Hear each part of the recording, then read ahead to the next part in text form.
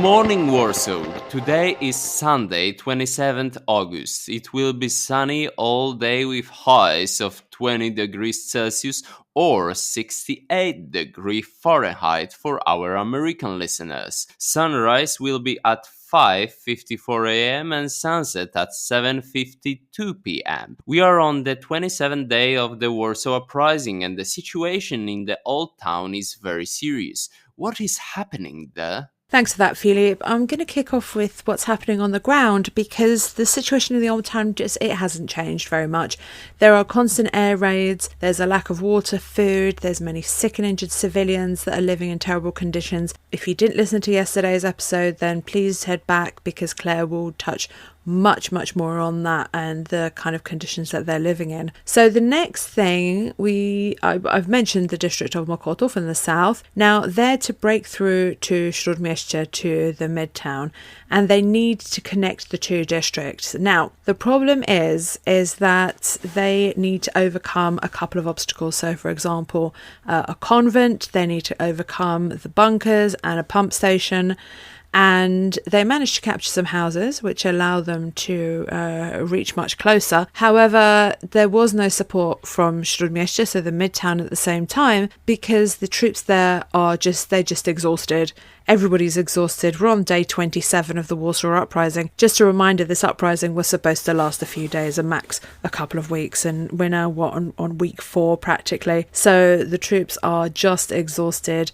They failed to connect Mokotów with the Śródmieście district. They did manage to capture a strategically important building, and that is the Convent of Sisters of Nazareth. What's happening in the midtown? Like I just mentioned, the insurgents are just exhausted. There's fighting inside one of the main cathedrals that's been going on since the early hours of the morning, and around 11 a.m. the Germans were managed to be pushed out completely. After about an hour, a German tank enters through a breach in the wall, followed by panzer grenades and flamethrowers, and they attempt to blow up the cathedral, but it was foiled. So at noon they attacked another barricade and broke into another church, and in the afternoon the insurgents managed to gain it back. So at this point, this is a continuous back and forth, as you can see. So one moment the Germans seize a building, the next moment the insurgents take it back. Then the Germans seize it again, then the insurgents take it back. Then there's a counterattack, and then the Germans bring in heavy armour,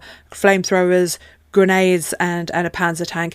So this is what we're going to be seeing, especially over the next couple of days, is fighting for every inch of ground. Otherwise, we've been talking a lot what's happening on the ground. Claire, we love hearing about what's happening in the air. Tell us a little bit more about what's going on in the air. Well, unfortunately, the Germans are making inroads in the skies as well. So 2 Halifax delivering supplies to the besieged city are shot down on the 27th today. One was shot down over Yugoslavia. It took with it its entire crew into the Adriatic. And the second one was shot down on its return journey back, shot down by German air defences as it approached the border of Yugoslavia and Hungary. It just shows now where the German anti-aircraft fire is really proving its worth. And that's not just over Polish territory, but across the region. And that crew, the second one, there was only one survivor from the crew, which led to another look by the Allies as to the effectiveness of the air assistance that they are able to provide, and beginning to make new judgments on how sustainable it is to even deliver the supplies they are, certainly without the Soviets providing landing facilities for them. So the next day, there is a bit of an overview. Between the 4th and the 27th of October, they worked out that 160 planes had taken off to deliver supplies. According to the pilot's own report, 78 of them completed the task, and 27 of them, the planes and the aircrew, were lost. In Warsaw, they reported that there had been 34 drops of supplies, but only 25 of those were confirmed on the ground. You must remember that even though the British and the South Africans were flying in much lower, and the Polish supply aircraft units were flying in much lower than the Americans did later, there was still quite a large dispersal, and especially with the territory on the ground being taken and lost and retaken again very quickly, that a number of these containers were actually picked up by enemy forces on the ground below as well. And this memo between the Home Army Commander-in-Chief, he says all of this is, of course, just a drop in the ocean. Of 5 crews last night, none of them could complete the task, and 2 of the aircraft were shot down and the aircrew died. Tonight, out of 4 aircraft that came, 2 were shot down and only 1 completed the task. So, I mean, this is completely unsustainable. The Allies just do not have the aircraft to maintain this rate of attrition. So the Germans are making consistently strong inroads into attacking the supply planes coming in. What else? What are they doing on the ground, Roger?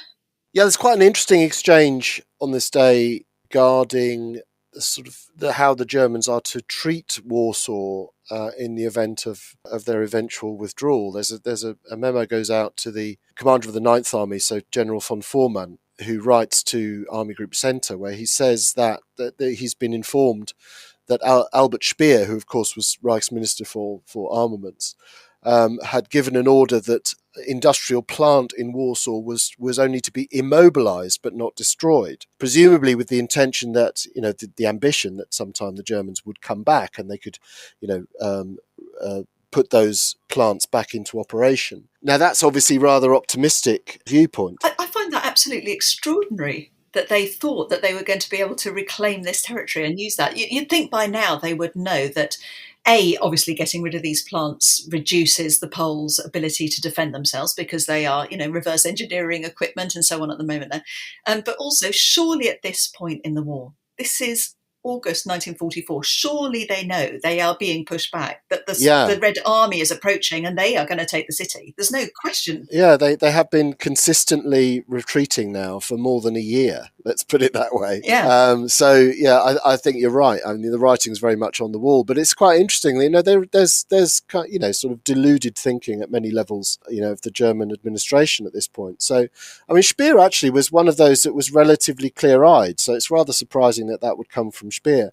But of course, it's also it's sort of playing into this. But if you jump forward to March of 45, only a few months later, there would be an order given to do exactly the same with German plants, German sort of industrial plants and so on, which is known as the Nero order. But the idea being that you sort of ruthlessly destroy absolutely everything so that the Soviets can't, get hold of it, benefit from it, and so on. So this argument still in August of 1944 is whether things should be either immobilized or destroyed. So Speer is saying immobilize it, perhaps with, as we said, with misplaced optimism. The army command is saying to destroy everything, interestingly. So the army is more clear-eyed about their prospects than Albert Speer is. So that wrestle is going on through this time. I suppose it's kind of indicative, isn't it? I mean, militarily, it would make more sense for them to just stop the fight, just to leave. It doesn't matter if the Poles take their own city. They're going to be overtaken by the Soviet forces very soon in any case.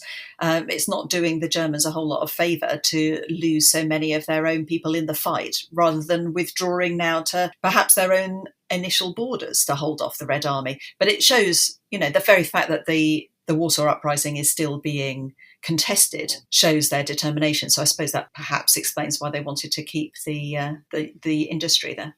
It does, and it shows two things, Claire, as well. The first one is that German strategic thinking in the latter stages of the war is based on this idea of what they called Festungen, or fortresses. So the idea that you could hold a strong point like a city, like a Warsaw, or Gdańsk, or somewhere like Breslau, now Wrocław in southwestern Poland. That was one of the longest sieges, most bitterly contested sieges of the war. Later on, it sort of goes from February into up really until May, to the very, very end of the war. But policy was basically, if you could hold those cities, then you had a chance of sort of, arresting this inexorable advance of the Red Army. And it didn't really work, and it hadn't worked really. They've been doing this since the Germans were in Belarus and Ukraine. They were still trying to do it there. They did it at Zhytomyr, for example, in Ukraine. They tried to hold that city, it didn't work. They tried to hold Kiev, it didn't work, right? So they're sort of trying to hold each individual place in the hope that ultimately they would break this advance of the Red Army. It never worked. So there's that thinking going on in the case of Warsaw. And then also, in addition to that, it goes back to what we've said before, which was that the rising of Polish, call them patriotic forces, if you like, in Warsaw, was almost an affront to German honour. It was seen in that way. And there's that response from the SS and comes from Himmler saying, no, now is our chance to destroy this city that has stood in our way for 700 years. So you've got a kind of a military response on the one hand, however wrong-headed, and you've got an ideological response on the other, which is also wrong-headed. But combined, it means that, the Germans, in a sense, are having to fight for Warsaw. They see themselves, they have to fight for Warsaw, even though it's a lost cause.